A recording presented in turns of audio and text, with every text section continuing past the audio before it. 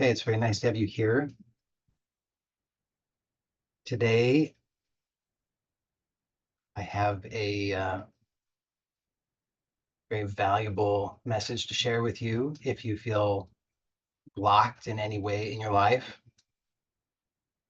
this will be very helpful. So this is an essential key that will help you to unblock yourself so that you can live your life on purpose. When you're living your life on purpose, you feel good. You experience fulfillment, peace, harmony, happiness, abundance.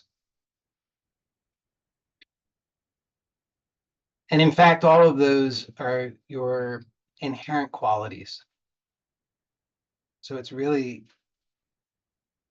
just a handful of things that stand in the way of that. And when I mean stand in the way of that, I mean stand in the way of you experiencing that, stand in the way of you knowing that and having confidence in that. And I'm going to talk about one of those in some detail today. Now, as usual, in order to get there, I need to provide some context. So if you've been here before, then some of this will be review. And I encourage you to be receptive, because sometimes when something is review, we think, oh, I already know that. And what you think you know is limited. It's from the past. And so, yes, true, you have surely gained valuable insights from hearing something in the past and maybe applying that in your life. And I'm speaking from experience here, it's always fresh if we are willing to be fresh, right? If we're willing to actually be receptive, then we receive.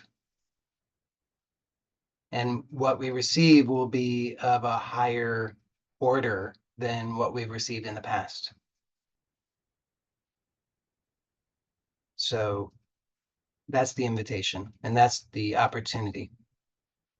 So as I say, some of this will be review, and then we'll get to the new and exciting bit. So first of all, I want to mention what is the overarching intention of this meeting. The overarching intention of this meeting is what we could call self-realization. It is to welcome you to yourself. And as I've already pointed out, who you are is divine. And so you are inherently all of those divine qualities, which we could describe in many different ways. I'll just give some of those qualities names now, which would be love, which is unconditional love, peace, which is, of course, unconditional peace. So we could say unconditional with all of these, but I'll leave off the unconditional from now on. Harmony, abundance, flow, prosperity, health, wholeness. So you get the idea, hopefully. And as I've already said, that's actually the truth of who you are, but then to varying degrees and at different times, we forget that.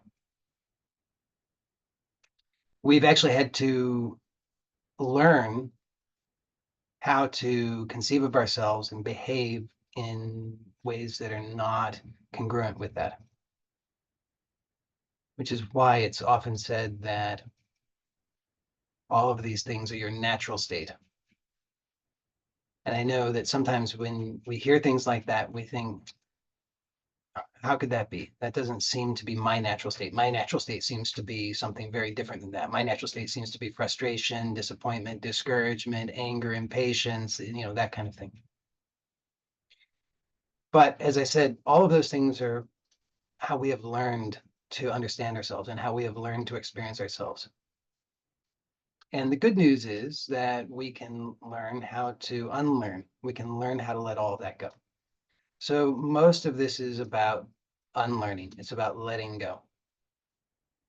And we established all of those, call them bad habits of understanding ourselves incorrectly, the bad habits of ignorance, through habit. If you think about it, how did you learn anything? It was just through habit. It was through repetition, or it was through intensity. These are the two main ways that we learn: intensity and repetition, which is why there's a lot of repetition here, because we have to learn to unlearn, and a lot of that is repetition. But everything that you've learned is repetition. So if you think about in this lifetime, there was a point at which you didn't know how to respond to your name. Now you're probably pretty good at responding to your name. But there was a time you didn't know how to do that because you didn't know you had a name. So how did you learn that you had a name? It was through repetition, right? People kept saying your name, and eventually it clicked. Eventually you learned to pair that sound with a particular understanding of yourself. And of course, for most of us, that's also has to do with our attachment, our identification with a particular location, right here, particular body, this one. So it's just repetition. So we've repeated these things over and over and over, and then we think it's second nature now because we've just done it so often, we don't know any different. But most of that stuff, or a lot of that stuff, you don't like, right? So there's all those other qualities that I mentioned, right? The frustration, disappointment, discouragement, anger, depression, frustration. I probably already said that one. These kinds of things: impatience, worry, fear, regret, resentment, guilt, shame, etc. These are the things that we've also learned to identify with. They happen out of habit. And we say, oh, that's me, that's mine. And then we're struggling. So the possibility, and this is what self-realization is, the possibility is to actually unlearn all of that. And then to directly realize that you are already whole, complete, perfect, divine. That's the possibility. And you don't have to be a great human being. You don't have to be the nicest person on the planet. You don't have to be the smartest person around. None of those things are required. All that's required is your sincerity and your willingness. If you have those things and you just persist, eventually you have to succeed. Why? Because you succeeded in learning all of the unhelpful things, so you can certainly unlearn them.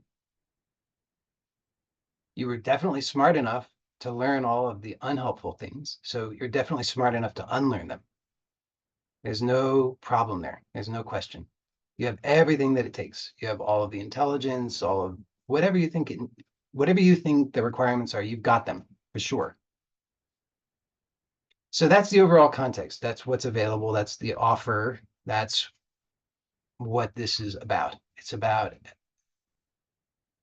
helping you to help yourself to unlearn the unhelpful stuff so that you can then know the truth of yourself, which means all of those divine qualities. And then what else do you need? Think about it. What else do you need? If you know for sure that you are whole, complete, perfect, lovable, loving, healthy, abundant, prosperous, creative,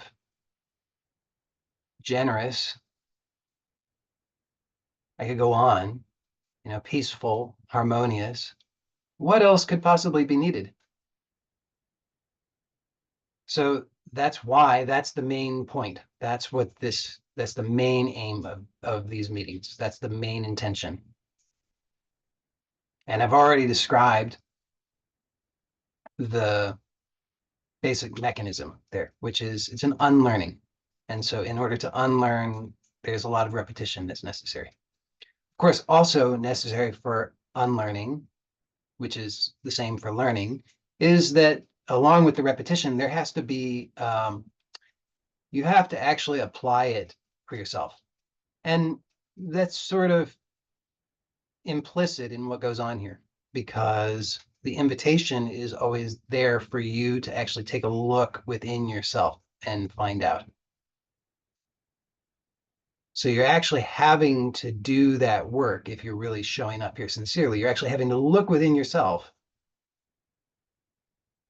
and find out, is this true? Could it really be true? Let me really find out for myself and see. So you're being invited constantly to look and find out for yourself, which is a practical application. So that process is happening bit by bit.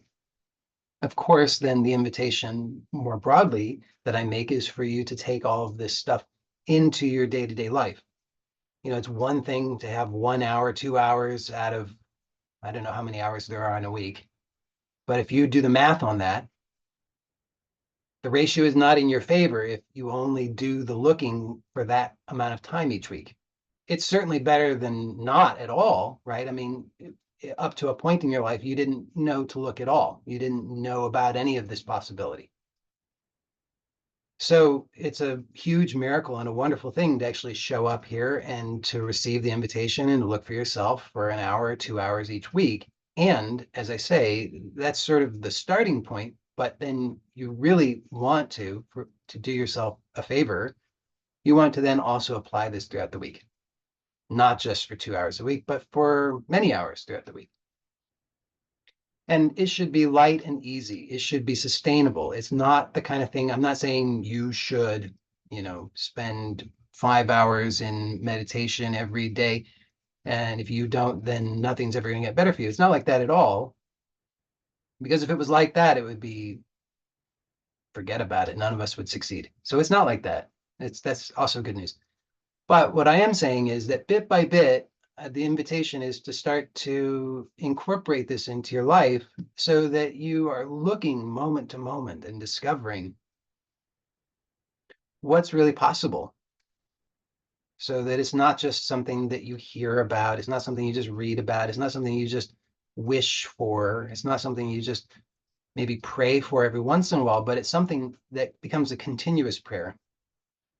And it's not a petition. It's not that kind of prayer. It's a prayer from self to self in your own heart. It's a prayer of an invitation to actually, and this is really the theme of today, to actually start to take responsibility for your own life.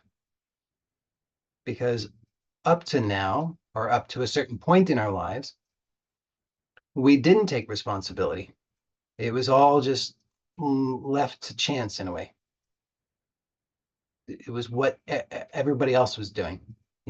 They're all responsible. The government is responsible. My parents are responsible. My culture is responsible. The TV is responsible. My teacher's responsible. My neighbors are responsible. Everybody else is responsible. God is responsible. It's all, we're externalizing all of it. But here, the invitation is to take responsibility, which is great news. I hope you can hear that. It's wonderful news because now you don't have to wait for anything to change out there. It's all possible within you. There's no external conditions that are necessary for your total happiness. Your total happiness is available within you now because it's your actual nature. You don't have to do something to be worthy of it. You don't have to do something to approach it. None of that's necessary. The only thing that's necessary, again, is to unlearn the unhelpful stuff that clutters your clear view and experience of that innate truth. So that's the larger context. And then I want to review some of the basics in terms of how we can arrive at that. What's some basic knowledge and some basic techniques that we can work with in order to help ourselves with this. Now, I do want to say that in a sense, there is a one size fits all, and in another sense, there's not a one size fits all. There's a one size fits all approach here in that we all have some things in common, right? We all share a common human experience,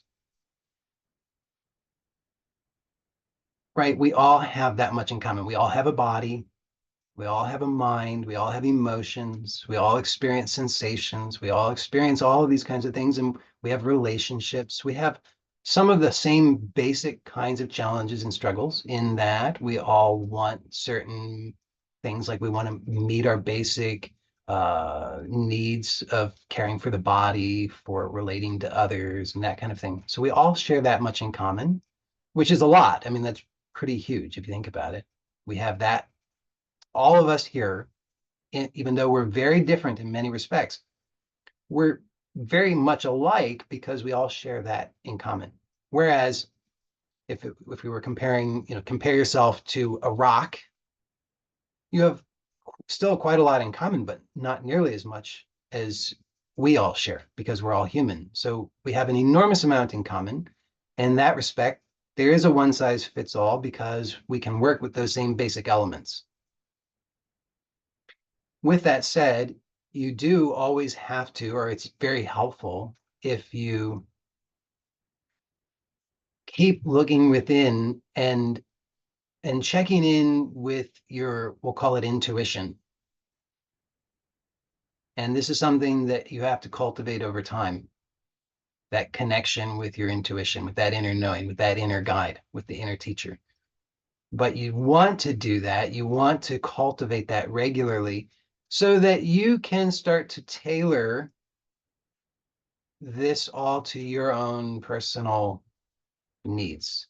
So yes, we could take a a, a blunt approach, and it will work for everybody in a certain way, but your results might vary because, again, we share so much in common, and yet we have some things that are different.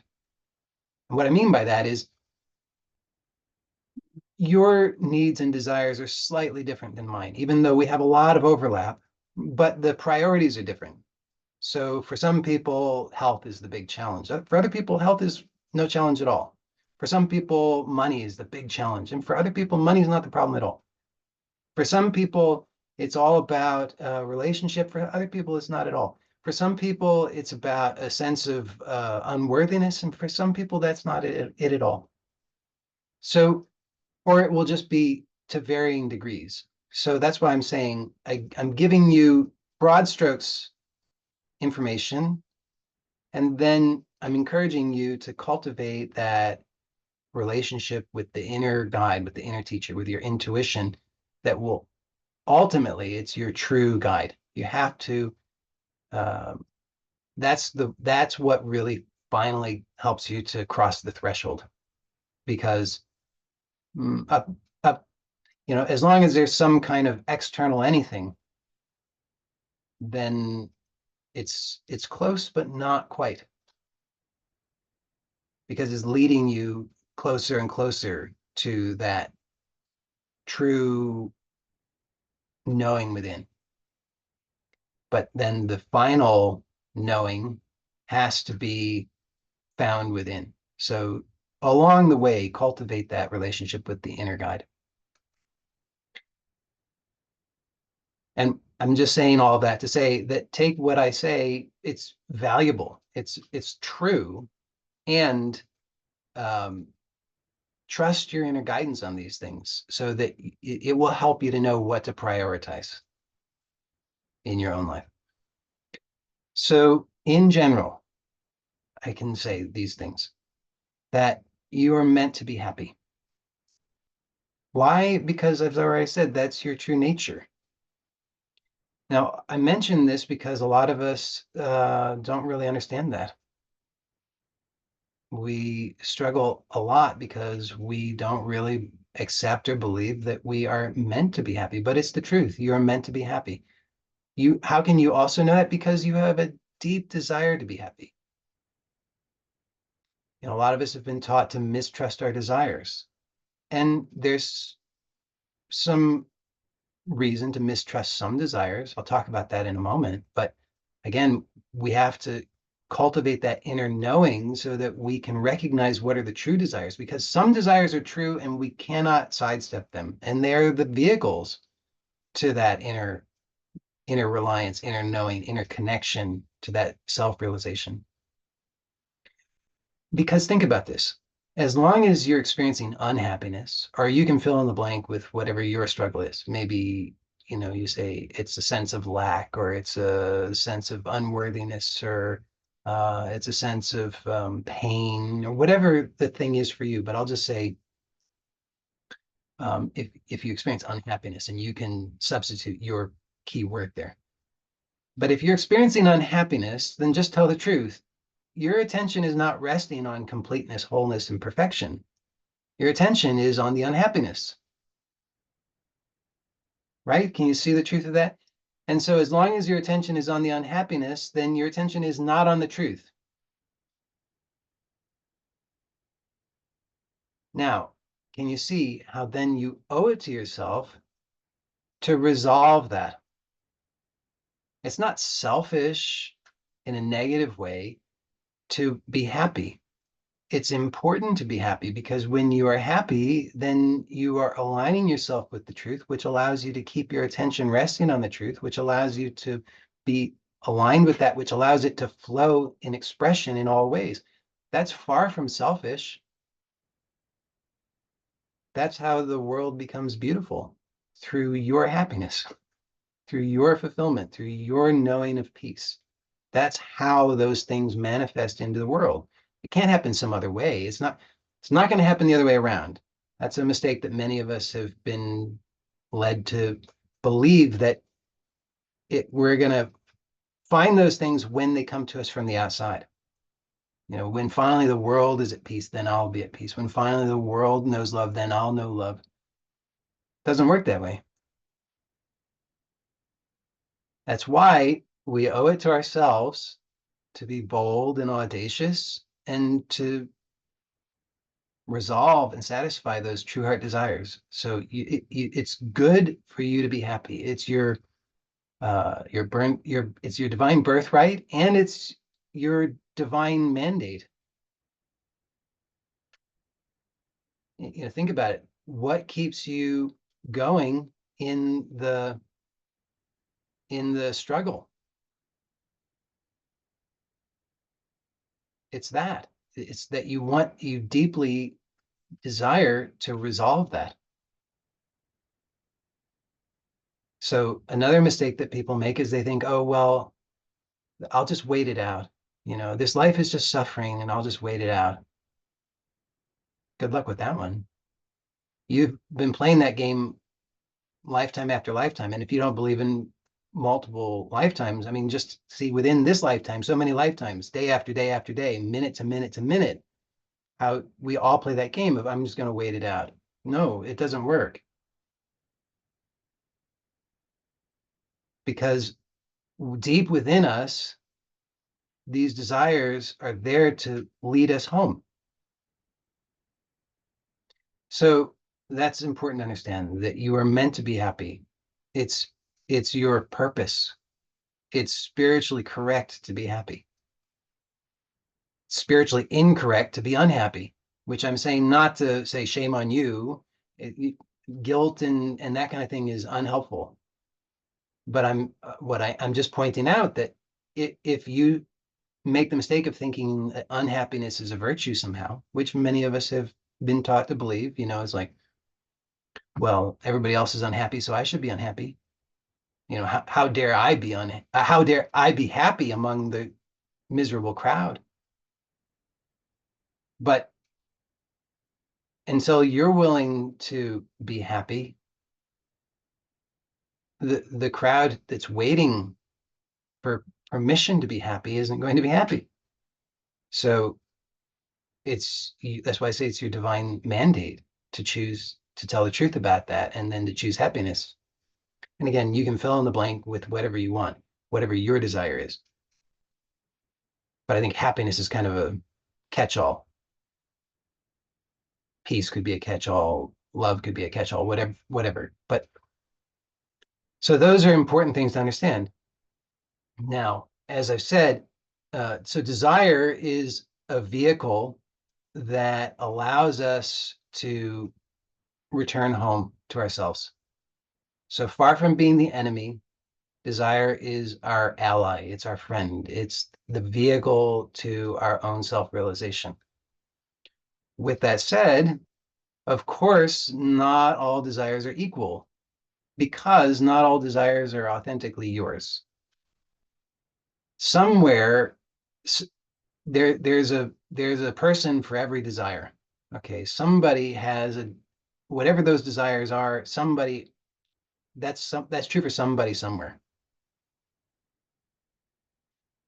But it's not all true for you because many of those desires they're sort of floating out there in the psychic space and we're just taking them in. And then we make the mistake of thinking, oh, well, if I've got it, it must be truly mine. No, it was just out there and you bumped into it, you took it on. So think about it. So many of these desires were taught to you, inculcated by society, by your parents, by your grandparents, your teachers, your children, your spouse, your uh, friends, your neighbors, television, Facebook, whatever. So many things. It's telling you what you should desire. You should desire to look a certain way. You should desire to have these certain things. You should desire to accomplish certain things. You should desire to have the degree. You should desire to have that salary. You should desire to have that power. You should desire to have that prestige. You should desire to have that gadget. You should desire to have that house, etc. And most of that is not yours. So the long route here, so desire is you can manifest all desire and resolve it that way. But see, that's a really slow path because notice, here's the secret. When you resolve or satisfy a desire, what's revealed to you in that moment is freedom. See, before that, there's a craving. There's a sense that there's a lack. I'm missing something. I need something. And in the moment of the satisfaction or the fulfillment of it, what's revealed is freedom. And inherent in that is, but most of the time we miss out on this, which is why we just go from one craving to the next, because we miss out on this key element, which is to notice that in that moment of the fulfillment of the desire, which often passes like that, but in that moment, there's a freedom from the craving. And if we allow ourselves to notice the nature of that freedom, it is ourselves and it is all of those divine qualities. So if you've been seeking for, let's say you want money, okay? And you satisfy that. You say, I want $100,000, and then you somehow get $100,000. In that moment, that's been satisfied. Now, of course, as I say, most of the time, because we're in the habit of just leaping from one craving to the next, so we just leap to the next craving. But if we just allow ourselves to tell the truth about it in that moment, what we'll notice is there's a moment of freedom because we're free of that craving. And what's revealed then is that abundance, which we truly desired, right? The abundance, that knowing that I am truly inherently prosperous, that my true nature is abundance itself. I am an infinitely creative being. I am infinite consciousness. I am unconditional, unbounded, infinite love. When we allow ourselves, we can recognize that for one instant there. And it's revealed that that's already the truth. So we didn't add something to ourselves. We didn't suddenly become abundant. We didn't become prosperous. What's revealed is simply that the craving, which was hiding those inherent qualities, was temporarily removed. And so if we can allow ourselves to notice it in that moment, we realize, oh, I am that abundance. So then I don't need to go seeking it outside anymore. So that's kind of the secret there, is that in the fulfillment of the desire, what's actually happening is there's a revelation of the inherent truth. It's not that something's been added to us. We haven't become complete. What's revealed is we already are complete. So, so as I say, the satisfaction or fulfillment of desire offers this opportunity. We usually squander it, but it offers this opportunity. And if we approach it in the correct way, and by skillful means, it's very powerful, enormously powerful, which is why I say it's a vehicle. It's an essential vehicle. There's no way around it. People who think they're going to get around that are fooling themselves. Because even if you say, well, I'm just going to go into a cave in the mountain and I'm going to sit there unmoving until God is revealed to me. Okay, fine. I mean, first of all, you're not going to do it. But second of all, if you did do it, great, wonderful. But just tell the truth about what's actually happening there. You're not actually avoiding desire. You're not sidestepping desire. You're going fully in all the way on one important desire, which is to know the truth of God. And then in that case, what's very important is that you don't miss out on the truth that's revealed to you in that moment. Because think about it. When, I don't know if you know the story of Siddhartha, who became the Buddha, Shakyamuni. He briefly, his story was he was born a prince, and it was prophesied he would become a great leader or become a holy man. And his father didn't want the latter, so he arranged to ensure that his son would never see sickness, old age, or death, because those would be the impetus for him to become a holy man. So his father wanted to make sure that those things didn't happen. And lo and behold, eventually he saw sickness, old age, and death, and this prompted him to leave the palace. He abandoned his life, his royal life, and he went out to the forest and stood on one leg and ate only roots that he found in the forest, thinking that this was going to lead him to the end of suffering, the solution of suffering. And that didn't really work. And so he then resolved that he was not going to, he went, sat under a tree, and he resolved he would not move. And there were three very significant temptations that appeared to him, but he did not move. And then he was enlightened. Now, importantly in this story, I'm thinking, I'm not going to remember how many days. I think it was 49 more days following that he sat there. So he was already enlightened, but he sat there for another 49 days. Why? Well, we could probably understand that a lot of different ways, but one way that I'll propose to you now is what I'm talking to you about right now, which is that we don't want to miss the enlightenment. Because actually, the thing is, the enlightenment's here all the time. But we usually miss it because, again, we leap to the next craving. So we have to actually allow ourselves to fully receive that enlightenment. Otherwise, we miss it. And so that's why I'm saying that the desire is the vehicle for that enlightenment. It actually is always delivering that, but we miss it because we're not knowing how to look. We're not accustomed to it. So that's why I'm suggesting here that back to this notion of sitting in the cave and enlightenment comes. Well, that's fantastic, but you still have to tell the truth about it, because otherwise you miss it. And the truth about it is exactly what I've just described, that there was a desire. That desire was your vehicle. In this case, it's the desire to know God, or the desire to know truth, or whatever you want to call it.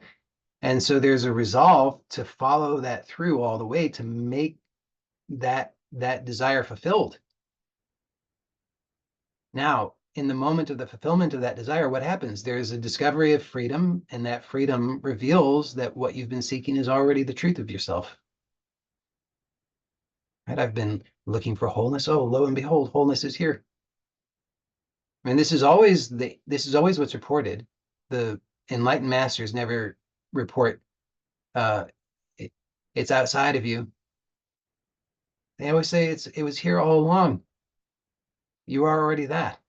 That's the answer. So we just need to learn how to stop the bad habit of looking for it somewhere else. Because again, it's already the truth of who you are. So the desires are not the enemy, they're the vehicle that leads you to it. So if you're just seeking to deny the desire, this isn't going to work very well. I refer to it as a kind of spiritual constipation. It just ends up being very, very, very painful. If you think that you've known pain before, you don't know anything about pain until you've experienced that kind of pain. And anybody who's experienced that kind of pain, you know what I'm talking about. And so that's why I'm very clear on this point, that desire is not bad. So, as I say, you can fulfill all desire.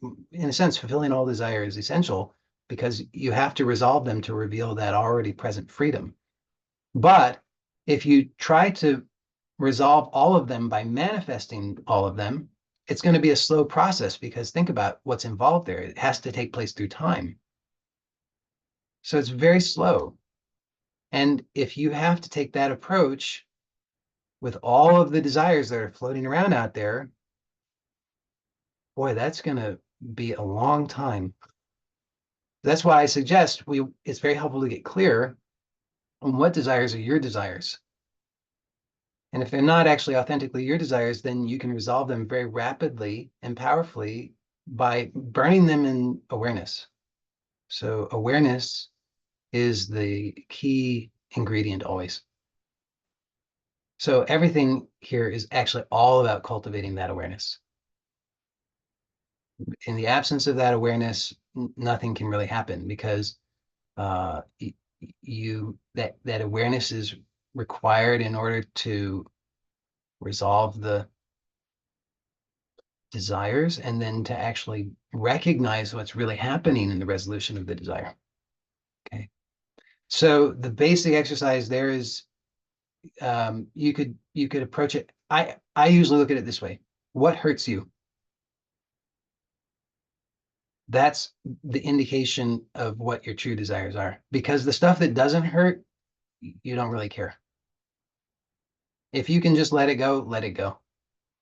But if you can't let it go, then stop lying to yourself and tell the truth that is an indication of a true desire, right? So if the thing that you can't let go is, I'm just so heartbroken and I desire love, but I can never seem to make it work. I'm always screwing it up, or whatever that thing is for you, or the thing that really hurts you is, why am I just struggling financially? Why am I struggling materially? Why can't I seem to have a stable housing situation? Why is it I can't seem to have a stable income? Why is it I'm struggling hand to mouth, month to month?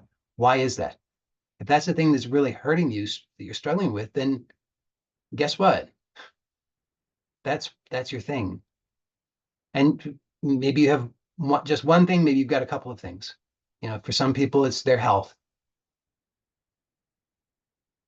Whatever the things are that really hurt you, then that's the indication that that's where it's pointing to your true heart desire. So then all you need to do is find out what's the opposite of that.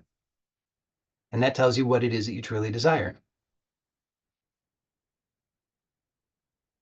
So just to make that clear, if the thing that you really struggle with is relationship, then fundamentally it's about self-love. I mean, let's just be right to the point. If you struggle with finances or material security, then we could say it's about a sense of lack, and therefore what you're really wanting Your true desire is to know abundance. So hopefully you can see how that works. Then the secret is to keep putting your attention on what you want. Now, if only it was that easy, I know some people will say, but actually it is that easy. You just have to keep putting your attention on what you want. And then what's going to happen is everything that's standing in the way of that will be revealed to you. And this is where a lot of people get frustrated and give up, because they say, well, I don't know what to do with it. That's too hard. It's not working. How can I work with this? Well, so now here's where I'm going to tell you the meat and potatoes of today's talk, okay, which is how to unblock yourself, because it's just one of the keys. It's not the only key, but it's a very important key in this process, is that we're mostly accustomed to looking externally and trying to do something to solve a problem. And that does not work unless you want more of the problem. So that might seem like a throwaway statement, but it's not. It's sort of the whole thing right there. So I'm going to review that a few times in a few different ways. So we're mostly accustomed to putting our attention on the outside externally and then trying to do something to fix the problem. And that does not work. That is actually the problem. If you really start to tell the truth about it, you'll just notice that that's true. You'll notice that that's what you've been doing that has been exacerbating and sustaining the problem. You keep trying to fix the problem. So if you think you have a money problem, then you just keep trying to fix the money problem. You say, well, what am I going to do to fix the money problem? Maybe I should get this job. Maybe I should get that job. I'm going to, apply to these various things. I'm going to, whatever. You hatch a million different schemes trying to fix that problem. And it doesn't work. It just exacerbates the problem. Or if you say the problem is relationship, then you keep looking externally, trying to find the solution out there. Well, if only I find the right person, and if only I can if I say the right things and behave in the right ways, and if finally I can get my act together, or whatever your stories are about yourself and your situation, you keep trying those things, but it never works. Why? Because that's the problem, not the solution. If it was the solution, you would have already solved it a long time ago. So instead, what's necessary is to be clear about what you want, keep your attention on that, and then allow everything else to be burned in awareness, because everything else is the problem. Everything else is the resistance. Everything else is the old habits, the wrong knowledge, the wrong information, the wrong perspective, the wrong beliefs, the wrong thoughts, the wrong habits of emoting, the wrong habits of reaction, all of that stuff. But we're blind to it. We have no idea what's going on. We don't see what we're doing. We don't see that we're creating our own problem through those bad habits that we learned. We genuinely don't know another way. But what I'm telling you is that it is absolutely possible for you to have everything that you truly desire. Everything that you truly desire. It's actually possible for you to have everything that you desire, but as I already said, I would not recommend that, because that's a very long approach and it will be very painful. So it's not worth it. Instead, get clear on what are the things that actually matter. Those things that hurt the most, invert them. That's what you really want. You don't actually care about the rest of it. So be bold and courageous and let the rest of it go. But if you can't let it go, then that's telling you that there's a true desire there, and you owe it to yourself to resolve that. And in order to resolve that, figure out what's the opposite of what you don't want. So the thing that's hurting you, what's the opposite of that? Now you need to put your attention on that. And when you put your attention on that regularly, daily, every day, so maybe you just start with that key word: abundance, abundance, abundance, if that's your thing, right? If you're struggling with a sense of lack, then you want to change, you want to focus on abundance. So maybe every day you just repeat that: abundance. I am abundant. I experience abundance. My world is abundance. My true nature is abundance. God is abundance. Nature is abundant. Abundance is all around me, through me, in me, as me. Abundance is flowing in all ways, right? You want to just be putting your attention on that. Then what you're going to notice is that you've got an awful lot of unhelpful stuff that's interfering with that. And most of that stuff is you putting your attention externally and trying to solve the problem in those ways.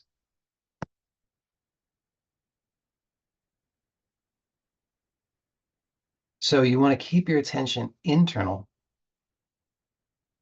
and take 100% responsibility for your experience, because this is the key to success. Whatever it is that you want, ultimately, what you really want is to know that it is already true within you as you. You want to know that, because if it's external to you, it's conditional. It could be taken away from you. And that just leads to insecurity, which is why chasing after the stuff outside will never actually work. You have to find it within yourself, which is why whatever you want, keep your attention inside and just with yourself. Just focus on yourself. Create it in your imagination and then release all the stuff that's interfering. So what do I mean by that? So there's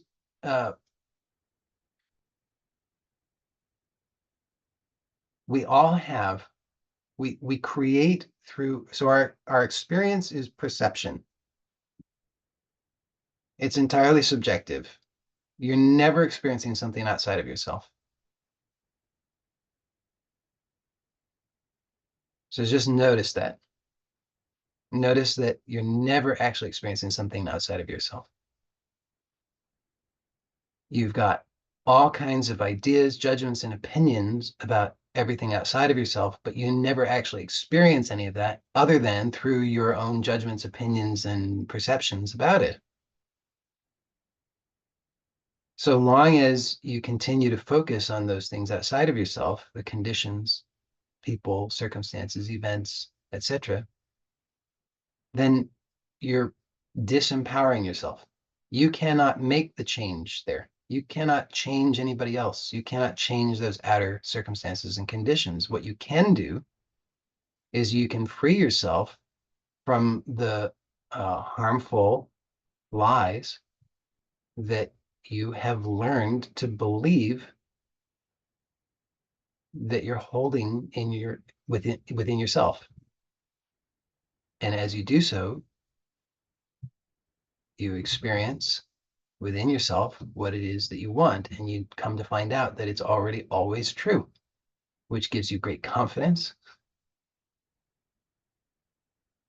because then you know it's already always there. You don't have to go doing anything for it. So let's just take a few examples. Let's use the example of let's say somebody's struggling financially. Their struggle is a financial one. They're not sure how they're going to pay their bills.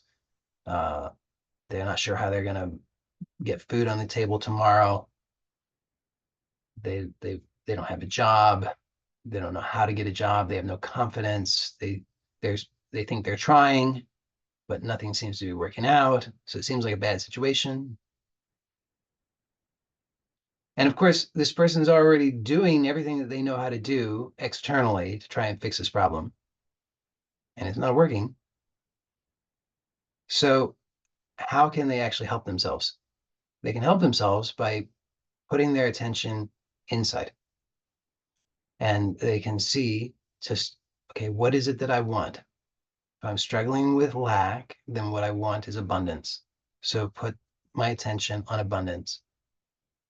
Start to experience abundance within. Now, how can I experience abundance within? Well, that's up to you.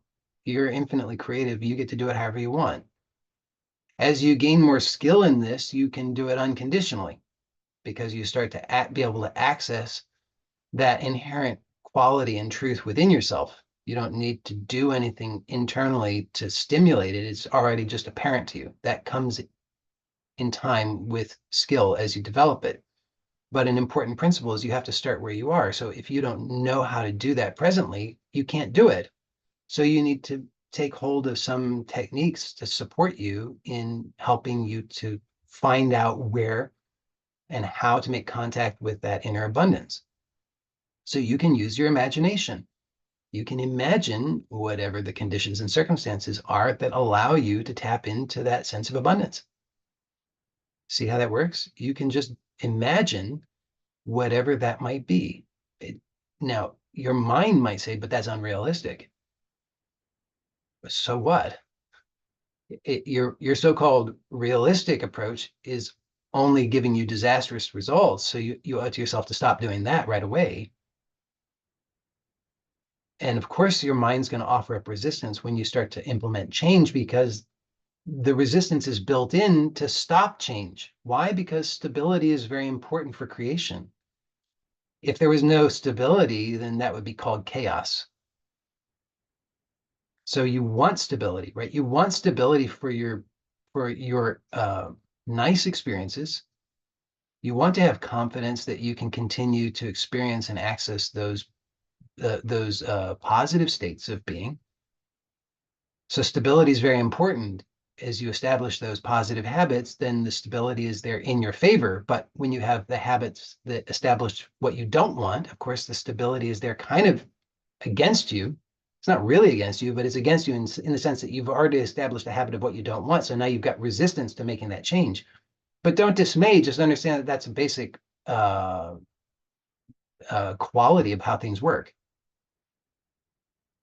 So when you understand that, then you don't have to worry. You don't have to be fearful about it. You don't have to become, dramatic or hysterical about it. Just say, oh, of course there's resistance because I'm producing change. Isn't that good news? So yes, there'll be some resistance. Your mind will start to say, well, that's unrealistic and it's too hard and I don't know how to do it and all these other things. Okay. But just be clear, what do you want? So think about Siddhartha sitting under the Bodhi tree. I'm sure his mind said some things to him about this is too hard, it's not going to work, you're not good enough, and et cetera, et cetera. And if he had said, well, I guess that's true, and I'm just going to get up and go back to the palace, and there would have been no Buddha. So we just have to learn from the stories so that we can support ourselves and just recognize, oh yeah, of course there's resistance. There's always resistance when I'm learning to do something new because it's change. But just because my mind says something doesn't make it true. Just because my mind says, oh, you'll never make it, doesn't mean I won't ever make it, because tell the truth about it. There have been things where you persisted and you did make it, even though your mind said you wouldn't. So you can succeed in this too. You can succeed in anything if you follow through on it. If you commit and you stay with it, you can succeed because the basic principle here is that whatever you put your attention on, that's where the energy goes. And this is all just energy. So the substance of all things is that energy. And if you keep putting your attention on it, enough energy goes there to produce enough substance. And pretty soon it becomes stabilized. Just like the negative stuff has been stabilized. So if you struggle with lack, then the idea of lack has been stabilized because enough attention has been put on it to give enough energy to it, and eventually it became stabilized. So now you want to change that. How are you going to do that? The same principles apply. Put your attention consistently and persistently on the abundance that you truly desire, which is actually inherent within you. And lo and behold, eventually it will become stabilized. So you just have to persist in it gently. Don't abuse yourself. Don't whip yourself. That's not a good way. Be gentle and loving, very important. But notice, then what I'm saying is you just have to take complete responsibility here. So whatever your mind is saying, which is going to tend to be externalized, it's going to tend to say, well, all the reasons why you can't have to do with these outer conditions. Well, I've never done it before, and I don't know anybody else who's done it. And you know, and the economy is such that it's impossible, right? And the only way that I could actually do that is if I get up off my butt and go get that job that I don't really want to work and become a slave, et cetera, et cetera. Your mind's going to tell you all of these things. But again, you've already been believing those things, and it has not given you the good results. It's only giving you more of the same of what you don't want. So stop putting your attention out there and take full responsibility and realize that the actual problem here is your own unhelpful habits of belief, where you put your attention out there and you say it's about them, it's about the economy, it's about this, that, and the other. It's because it never worked in the past. It's because it won't work for anybody else that I know, etc. So keep your attention within yourself, because that's where the actual power is, because your actual power is the attention. And you want to choose where you put it. So put it where you want it.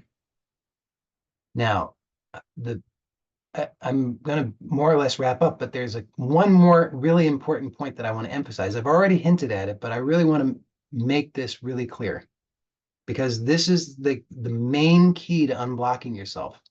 If you've understood everything that I said up to this point, at least, then this is the gem that's going to help you tremendously. What I have said about the tendency to put your attention on external things, conditions, circumstances, people, events, and so forth, is so important. Don't underestimate it. So you owe it to yourself to start to take a look at how you habitually think and stop making excuses and making anything outside of you responsible for anything. Because the truth is that everything that you experience is in your experience, and that's it. It's your experience. So the idea that it has to do with something outside of you, that it has to do with somebody else, is actually a complete lie. If it enters into your experience, it's within you, and you are responsible for that. What does that mean? It means everything. It means that, and this is so powerful, because this is why I'm saying this will help you to unblock yourself when you really get this, that you cannot afford to hold on to any blaming of any external anything, including anything of the past. Because as soon as you do that, you're disempowering yourself, and you're just throwing your hands up and saying, well, gee whiz, I wish it was different. But it won't be different, because you've just given away your power, which means, understand this, if you have judgments, those are your judgments. So if you think that somehow there's some kind of that you can silo things, that they're not connected, that everything's not connected to everything else, you're deceiving yourself. So if you say that if you think that you can get away with having negative judgments about anybody, and that's not going to hurt you, that's not going to disempower you, that's not going to negatively affect you, that's not going to prevent you from satisfyingly resolving your true heart desire, you're fooling yourself. So that's why it's so extraordinarily powerful just to have a practice of letting go and forgiving. Just let go and forgive, let go and forgive, let go and forgive. Bless, turn it over to God, let go, forgive. However you want to do it. But the key is to take 100% responsibility for it, because when you have clarity that you you owe it to yourself to resolve your true heart desire, to satisfy your true heart desire, and that nothing else is ever going to do it for you, that no amount of anything else will ever possibly do it for you, then it becomes very clear that that's where you have to give your 100% of your attention. You can't afford to do anything else. I just want to be clear about what I'm saying here. That if you say, until you get clear that you actually need to fulfill your true heart desires, then you can fool yourself and think, oh, well, maybe I should give attention here, and maybe I should give attention there. Well, maybe if I just um, made enough money or got enough power or was proved that I was a good enough person or whatever things we think we need to do that aren't actually connected, that aren't really true. When we think that we have to do those things, we create those conditions for ourselves, then we're just fooling and deceiving ourselves and prolonging our suffering unnecessarily. But when you get clear that I have to resolve this, when you get to that point of being like Siddhartha, when you realize I can't I can't afford to mess around any longer. I can't be just messing around standing on one leg, starving myself in the woods anymore. I have a real burning desire to know the truth.